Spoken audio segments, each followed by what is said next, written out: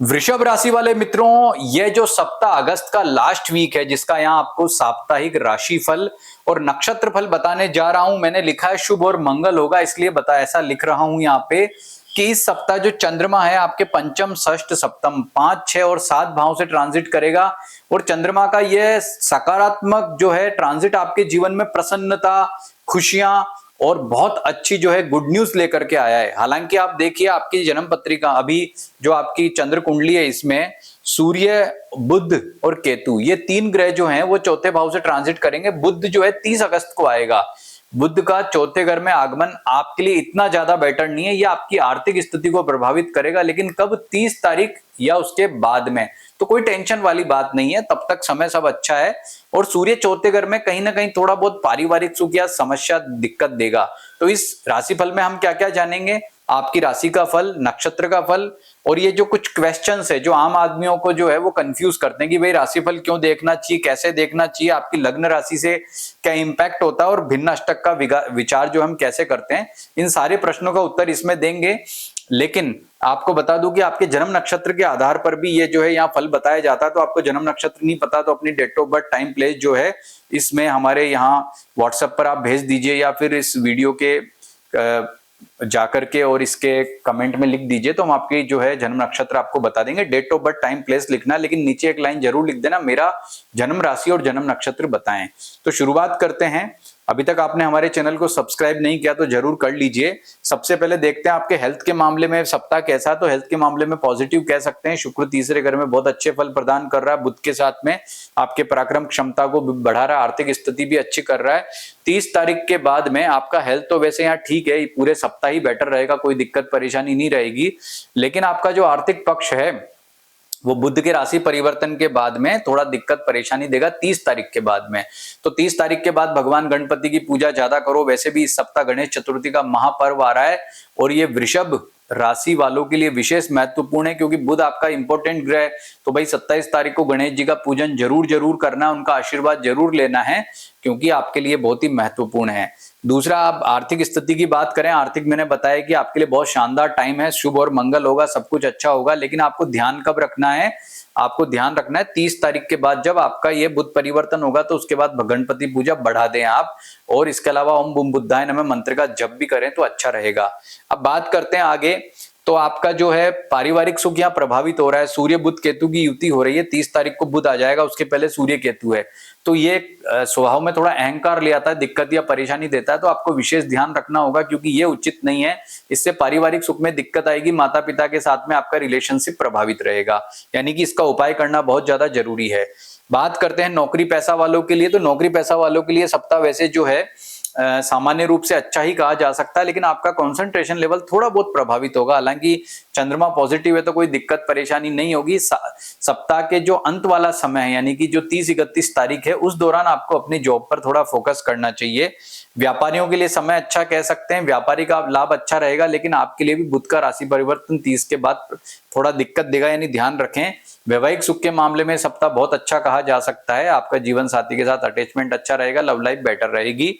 और अगर हम देखें कि सप्ताह सबसे ज्यादा जो दिक्कत परेशानी क्या है वो बुध की है, तो बुध का उपाय जैसे मैंने आपको बताया वो ठीक है, लेकिन चंद्रमा विशेष रूप से आपको अच्छे फल प्रदान कर रहा है। अब बात करते हैं आपके नक्षत्र फल की। ये तो मैंने आपको आपका राशि फल बताया। नक्षत्र फल आप देखेंगे, आपका कृत्तिका, रोहिणी और मृगशिरा, ये 3 नक्षत्र में जन्म हुआ है।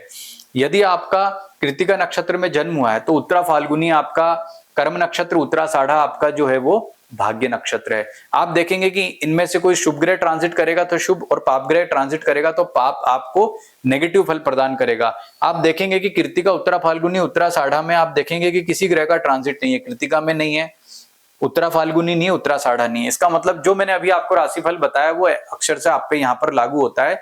अब बात करते हैं रोहिणी, हस्त और अभिजित की। तो रोहिणी नक्षत्र में किसी ग्रह का ट्रांजिट यहाँ पर नहीं है। हस्त नक्षत्र जो आपका कर्म नक्षत्र है उसमें भी नहीं है। हस्त नक्षत्र में आप देखेंगे तो मंगल है, मंगल हस्त नक्षत्र में है। नोट करें आप ये बात, मंगल एक पाप ग्रह आपके लिए मार्केश का काम करता है। तो रोहिणी नक्षत्र वालों का टाइम इतना बेटर नहीं है मंगल की वजह से। अब मंगल क्या दिक्कत देगा? जिन जिन का रोहिणी नक्षत्र, वही बात नोट कर लें। एक तो पारिवारिक सुख में, वैवाहिक सुख में आपको दिक्कत देगा, व्यापारी वर्ग है तो उनको जो है दिक्कत समस्या देगा, खर्चे बढ़ाएगा। तो आपको रोहिणी नक्षत्र वालों को खर्चे अनियंत्रित नहीं करने हैं, सोच समझ करके धन खर्च करना है, पारिवारिक सुख में ध्यान देना है, जीवन साथी से ज्यादा कोई मनमुटाव जैसी स्थिति ना हो जाए उसका ध्यान रखें, और मंगल का उपाय जरूर करें। ओम मम अंगारकाय नमः मंत्र का जप करना है और मंगल की कारक वस्तुओं का दान करना है। अब देखते हैं आपके मृगशिरा नक्षत्र वालों का। मृगशिरा, चित्रा और श्रवण में देखें। चित्रा मृगशिरा वालों का कर्म नक्षत्र और ये भाग्य नक्षत्र है। अब चित्रा और श्रवण में देखें तो चित्रा और श्रवण में अभी किसी ग्रह का ट्रांजिट यहाँ पर नहीं हो रहा है। चित्रा में नहीं है, श्रवण में नहीं है और मृगशिरा नक्षत्र में भी जो है कोई ग्रह नहीं है। तो आपको जो यहाँ पर फल बताया है वो वही फल मिलने वाला है जो मैंने आपकी राशि के आधार पर बताया। तो ये आपके नक्षत्र फल की बात हुई। आगे चलते हैं, राशिफल क्यों देखना चाहिए? ये इसलिए देखना चाहिए कि आपका आने वाला सप्ताह में कोई विशेष कार्य काम आपको करने जा रहे हैं तो उसकी प्लानिंग कैसे रहेगी। जैसे इस सप्ताह चंद्रमा आपका बहुत अच्छा है तो पूरा सप्ताह अच्छा है, और इसमें सबसे ज्यादा महत्व चंद्रमा को ही देते हैं, इसलिए मैंने यहाँ लिखा शुभ और मंगल होगा, क्योंकि चंद्रमा आपका बहुत अच्छा है। बुध लास्ट में जाके थोड़ा बहुत दिक्कत देगा, बट उसके इंपैक्ट बाद में मिलेंगे। इस सप्ताह कोई ज्यादा नेगेटिव नहीं मिलने वाले हैं। कैसे देखना चाहिए? तो चंद्रमा उसमें बेस बनाकर देखना चाहिए, लेकिन उसमें दो बातों का विचार जरूर करें। आपकी लग्न राशि क्या है और आपका भिन्नाष्टक वर्ग विचार में शुभ या अशुभ ग्रह का विचार कर ले। जैसे कैसे? बुध आपका, सूर्य आपका चौथे घर में है अभी। अब मान लीजिए कि ये सूर्य और जो बुध है आपका लग्न यदि मेष है, या आपका लग्न जो है मंगल से, गुरु से संबंधित है, जैसे आपका लग्न मेष है, कर्क है, सिंह है, धनु है, वृश्चिक है, मीन है, तो ऐसी स्थिति में आपको जो सूर्य का इंपैक्ट है वो इतना ज्यादा नेगेटिव नहीं मिलेगा, क्योंकि इनके लिए सूर्य कारक ग्रह होता है। लेकिन अगर आपका लग्न जो है शुक्र, बुध या शनि से संबंधित है, इनकी राशि से संबंधित है, तो आपको ज्यादा दिक्कत या परेशानी होगी। यह विषय थोड़ा टेक्निकल है, लेकिन इसको समझ लोगे तो राशिफल ज्यादा डीपली समझ पाओगे। इसी तरह से भिन्नाष्टक विचार कैसे किया जाता है? भिन्नाष्टक वर्ग में क्या होता है, अपनी कुंडली ओपन करें, उसमें आप जो है सभी ग्रहों के अलग अलग भिन्नाष्टक वर्ग दिए रहते हैं। जैसे फॉर एग्जांपल सूर्य यहाँ सिंह में बैठा हुआ है, चौथे घर में अच्छा नहीं होता सूर्य, तो आप ये देखें कि आपकी जन्म पत्रिका में जो है भिन्नाष्टक वर्ग में, सूर्य के वर्ग में सूर्य कितनी रेखाओं पर बैठा है। यदि सिंह के राशि में वो बहुत ज्यादा रेखाओं पे, जैसे 7 रेखाओं पे, 6 रेखाओं पे, तो सूर्य आपको ज्यादा दिक्कत देगा, क्योंकि पावरफुल हो गया। लेकिन कम रेखाओं पे है तो वो चौथे घर में आकर के आपको ज्यादा परेशानी नहीं देगा। इसी तरह से शनि आपका बहुत पॉजिटिव चल रहा है, शानदार चल रहा है।